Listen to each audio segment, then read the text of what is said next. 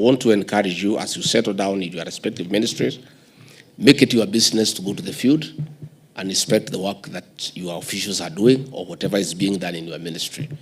And where you need a slightly higher profile, I'm available to come and back you up. And where we need even a higher profile, the president is available to come and do it.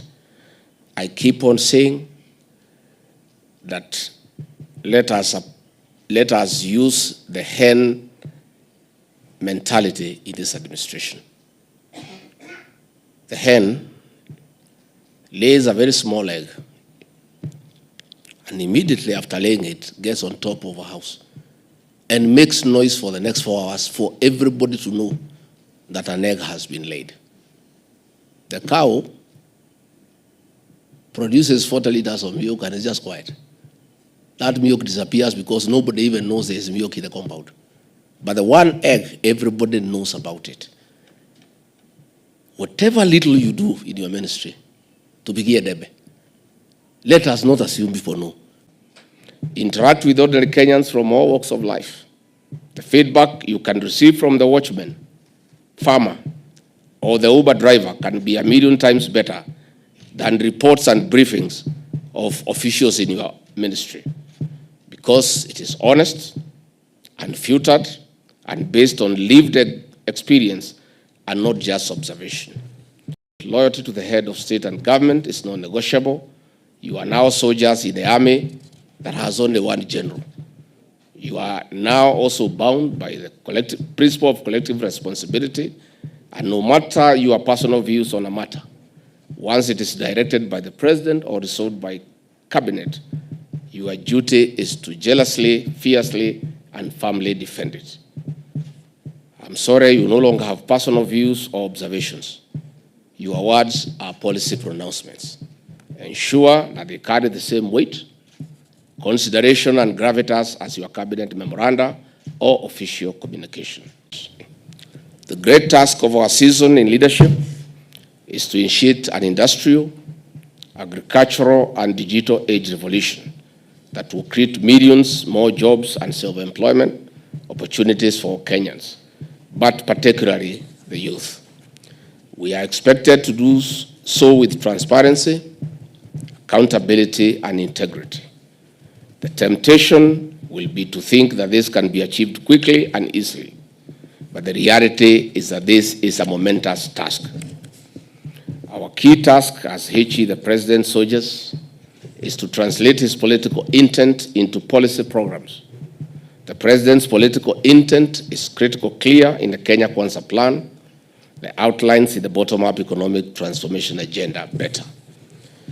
Through it, we are addressing the economic turbulence in the country, protecting the health of those without wealth, providing a decent roof over many more heads, and leading the nation to economic rebirth. The Kenya Kwanza plan is firmly anchored on 3 pillars which we must uphold at all times. First and foremost, we must maintain fidelity to the Constitution and the rule of law. Secondly, we must remain responsive to the needs and aspirations of the citizens we serve. Their trust and confidence in the government depends on our ability to deliver. Lastly, we must demonstrate unwavering loyalty to His Excellency the President as we carry out our duties and responsibilities. On the first point, all the power we wield is delegated to us by the people of Kenya. We are oath and honor bound to only exercise that power in strict conformity with the Constitution and to use that power for the enduring benefit of the people of Kenya. On the second point, we must be open and accessible leaders who listen, learn, and lead not just by words, but by example. Don't lock yourself up in your office. Move around and find out what is really going on. Have an open door policy that encourages full and frank input from those who serve under you. Encourage diverse opinions, welcome different ideas. Great leaders forge great teams, and your ability to deliver will be defined by how well you craft a vibrant and cohesive team. I am informed that you have engaged in candid discussions and some self-assessment and reflection. From yesterday's meeting with HE, the President, to the various presentations delivered yesterday and today, you have been taken through the expectations of your roles, the macroeconomic context in which we find ourselves, and the corruption pitfalls that you must avoid to guard against what the EACC describes as a cause for sleepless nights. I also note the guidance provided on the national security posture in which we must operate, the contours of safeguarding our national interests, the machinery of state, the mechanics of parliamentary engagement, and the tenets of effective communication and branding. Of greatest importance is the need to work cohesively in a whole-of-government approach. Colleagues, ladies and gentlemen, Kenyans express themselves loudly and clearly. They want a government that is responsive, accountable, and transparent. They want leaders, not rulers, servants, not masters, and they expect humility and sacrifice. The youth in particular are the game changer.